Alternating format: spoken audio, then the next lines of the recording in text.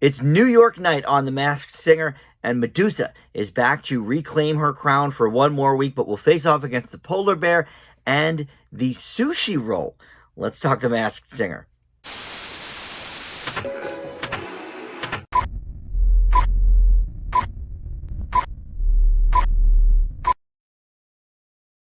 Hey guys, Dan here. This is Dan Reviews It, and welcome to my Masked Singer recap and reaction video. We are in season 9, episode number 3. We've met now the Medusa for a third time. This will be her final night on this episode, and if she advances, she will go to the semifinals or maybe directly to the finals. I forget how they did it last season. They kind of switch it up every year, but we are also introduced to the polar bear and the California roll, which has 5 members. That is an interesting performer, so we'll see about that. But before we get into all this, I want to welcome you to Dan Reviews It. We talk about The Masked Singer every single week that there is a new episode. Please consider subscribing down below if you enjoy my Masked Singer episodes and are not yet a subscriber. Would love to have you aboard. Just hit 1,100 subs the other day, so that was cool. But yeah, just hit that subscribe button down below. But most importantly on The Masked Singer reviews is the comments. I want you guys to let me know who you think is under these masks. We get there together. You know, we have a dialogue, and you throw some knowledge my way. You take what I say, you know, with how I took the clues, and run with it that way, and put your own spins on it. So we love that, and yeah, so comment below, who do you think is under the remaining masks? Now, so far, I only know one of the acts that is going home. But I believe that the other 2 acts are both going to go through to the next stage, because in the commercial that I saw the other day, they said that the judges finally ring the ding dong keep it on bell, which means this is the new thing this season, and I guess in every group.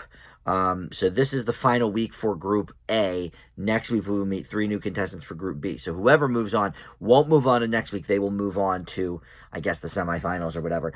But they said that they ring that bell. So I think 2 of these 3 acts are actually going to be not unmasked tonight, but moving forward. So let's start with the Medusa, because, again, no clues, really, because it's just kind of a reminder of the clues we've already seen. But the Medusa did sing first, so we'll go to her. She sang New York, New York. Makes sense for a New York-themed night. Really, no new clues except we saw a terrier in the shot, which there was a terrier character on The Masked Singer, which was Duff Goldman, who I never heard of before this show, but I think he was a celebrity chef, or is, I should say. And so then after the song New York, New York, we had a famous clue from a New Yorker, or famous New Yorker clue, whatever. A Real Housewife of New York came out. I don't watch The Real Housewives. I don't know who this person was. I didn't even write her name down because she's so insignificant to our lives. But whatever the clue was, she said sometimes you have to build a bridge to get over it. All right, the guesses from the panel included Lord for now the 3rd week in a row. They keep talking about Lord. It is not, I don't believe it's Lord. Florence Welch. Okay, because the terrier is a dog. Dog days are over. That was Nicole's logic there. I mentioned Florence as a small possibility that first week. I don't think it's her either. They thought because it was maybe a Scottish terrier. Shirley Manson of Garbage. All right. Ken had to get his nonsense in there, so he said Susan Boyle.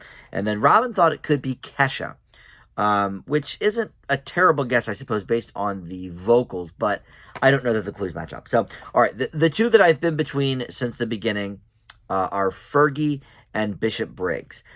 Week 1, I said I did not think Bishop Briggs was famous enough, and that not enough people would know her for her to be on the show.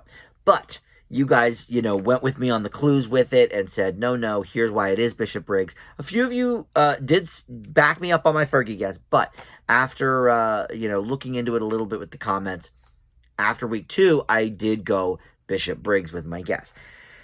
I have to say, I'm still slightly between the two, and here's why. Fergie, I've read off enough clues for Fergie, right? The Buckingham Palace clue. Okay, her album was called The Duchess, or she has appeared on the Super Bowl, etc. All these other clues. But sometimes you have to build a bridge to get over it. One of her famous solo hits is London Bridge. So there's Fergie, right? But Bishop Briggs, her probably biggest song is called River. Sometimes you build a bridge to get over it. A river. So I'm sticking with my Bishop Briggs guess. I think that vocally it could still be Fergie. I never realized until this show how much they sound alike, but I'm sticking with Bishop Briggs for now for the Medusa. And again, I don't think we'll find out this week who's under the mask, because I think her and the other people are going forward to the next round. So let's talk the polar bear. He said, "This city of dreams is where I came from," and then he smells a purple flower, which I'm not that great at horticulture. I don't know if that was an orchid or something specific, but he said, "My neighborhood got a bad rap, and most people wouldn't dream about getting down with it." And in the background, you hear "Jump Around," that sort of, that House of Pain song you hear like that. I don't know what you'd even call it, like this sort of the screeching sound or whatever that goes throughout that song. We see a scratcher ticket at that point, leading us to believe it is a wiki scratch, a DJ. He said he had a love of electronics growing up, used to take apart mom's toaster and my sister's hair dryer, and that got me into a breakout idea. And at that point, we see him boxing a heavy bag. He said it helped me turn the tables. Come on now. Now we're being a little on the nose. Turn the tables on the music industry and create a sound that no one had heard. And at that point, we see "Message in a Bottle" rising up. So people were saying, "Oh, okay, maybe it's a Sting clue, the Police." That was, coming from the panel. He sang, I should say, "Rapture" by Blondie. He didn't actually do the rap part, which is interesting because the guesses are all rappers, and he sung it very, very poorly. So clearly he is some kind of a rapper. He sung it in this horrible falsetto. So the initial guesses from the panel: DJ Jazzy Jeff, Diddy, Flavor Flav, or Grandmaster Flash. And then after the song, the New Yorker that came on the stage, the reality New Yorker, was Teresa Caputo from the Long Island Medium. The only reason I even know who this lady is because Kate McKinnon did a spot on, nailed it impression of her on an SNL sketch, which was very, very funny. And she said, "I see you standing at a podium, giving an acceptance award an acceptance speech at the Rock and Roll Hall of Fame." So, all right. No surprise here. The polar bear got voted out first. So let's talk about him before we even get to the California roll. Most people kept with their guess. Jenny said Flavor Flav. Nicole said Grandmaster Flash. Ken said Diddy. Robin changed his up a little bit from DJ Jazzy Jeff because, of course, he's from Philly, not New York. And he went with LL Cool J. I don't know where he's from. He probably is from New York. But look, before Nicole said it, I was also thinking Grandmaster Flash. And she even put the "Message in a Bottle" clue together. I think they wanted you to think maybe Diddy because he got so famous, in part because of the "I'll Be Missing You" that he sort of lifted off of Sting with that "Every Breath You Take." But everything else to me lined up with Grandmaster Flash. Grandmaster Flash is in the Rock and Roll Hall of Fame, which Puff Daddy is not. He obviously, was a true groundbreaker in this genre, with the turntables and, just a rap pioneer. The only other thing that I thought about for a second, I don't think it's him, is Fab Five Freddy.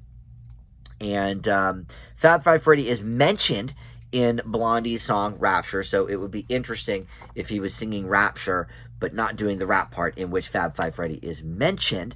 And Fab Five Freddy, I believe, is the same Fab Five Freddy that used to host MTV's Yo MTV Raps. How many Fab Five Freddys can there be?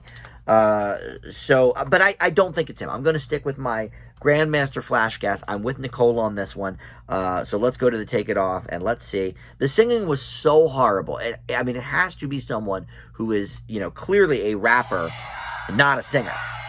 So let's see if it is indeed Grandmaster Flash. I'm not sure if I would know what he looks like 40 years later. Let's say. Is it him? Yeah, okay. Yeah, I figured it was him. Okay. Props to him. Yeah, Nicole got it. Good for her. Props to him for not rapping it and actually doing the sung part. It was quite bad. It was spirited. I'll give it that. But I think it was an interesting choice to not do the rapping part of that song, but to do the singing, especially with Blondie's higher pitched voice. But yes, legend. He was on the turntables, of course. All right, he's just doing like a victory lap here. All right. I want to see if they're going to talk to him at all, but now he's doing all this preening around the stage. All right. He probably knows Nick from over the years. We are in the presence of an icon. You are a pioneer of a... Yeah, one of the originals. Why'd you want to do this show? In the world today, there's a lot of sadness.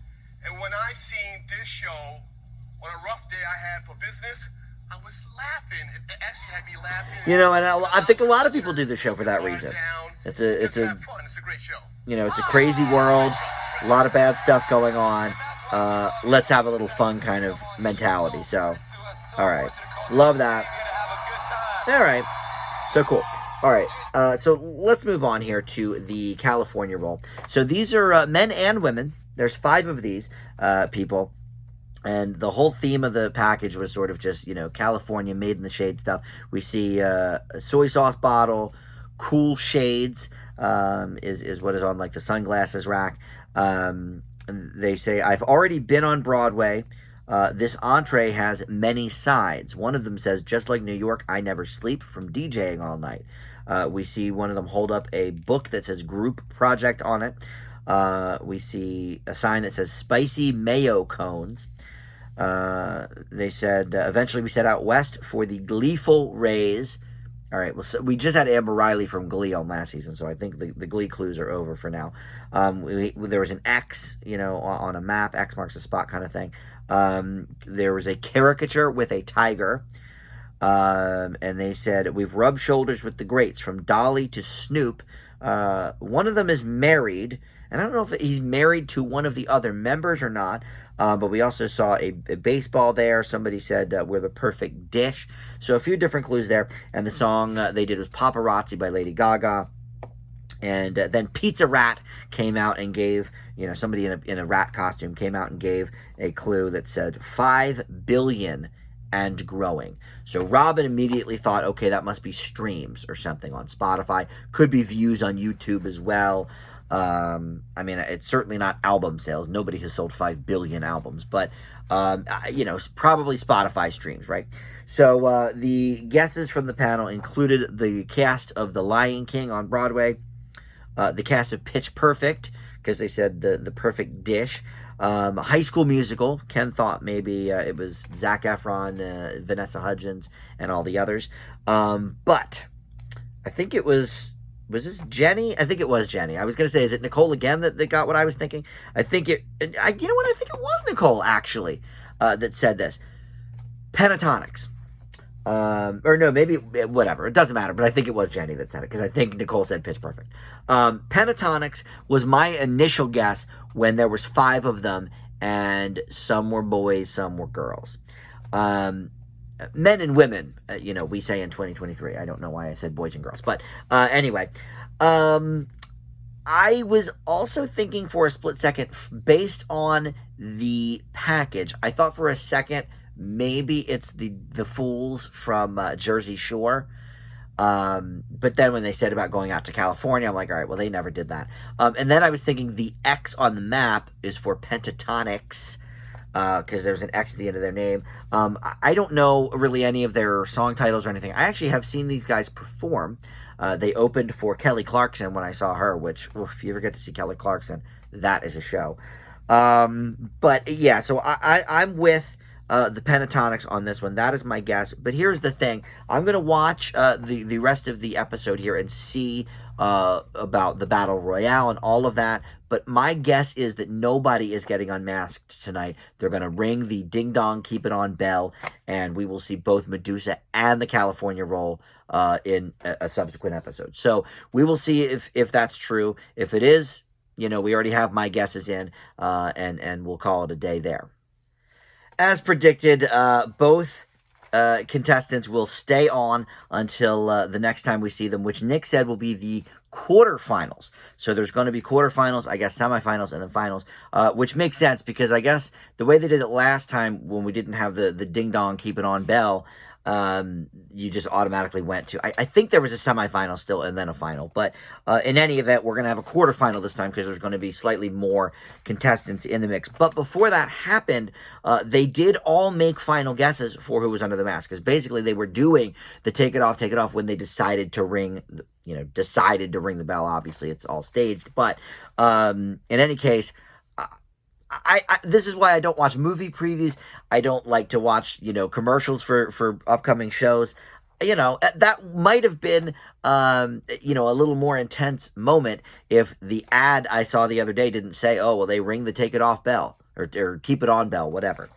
So it might have been more interesting and more climactic here if we actually didn't all know that going into this episode. But whatever, that's a marketing thing. But the final guesses were Ken still thinks it's Susan Boyle because he gets paid to give dumb guesses. Jenny thinks it could be Halsey, which I don't hear in the voice. Robin thinks it could be Kesha, and then Nicole's sticking with her Lord guess because she's taking Buckingham Palace to mean, the song Royals by Lord. The other thing, that has been pointed out with you guys in the comments, but I don't think I've mentioned it on the show yet, my reviews, except for maybe that first week, but they keep showing some chess pieces, right? And I'm not a chess player, but I know that one of the pieces is a bishop. So that is another one in the Bishop Briggs column. So I'm going to stick with my guesses of Bishop Briggs for Medusa and then the California Sushi Roll as Pentatonics. So those are my guesses moving forward. Now, next week, neither of these performers will be on. It's going to be 3 all-new people as far as I'm aware. So we will find out, and I think probably 2 of them will be unmasked next week unless they ring the bell again. But so far for the season, I am, 3 for 5, which is finally above 50%. We like that. That first week was bad. But in any event, thank you for watching. We'll see you next time on Dan Reviews It. Bye.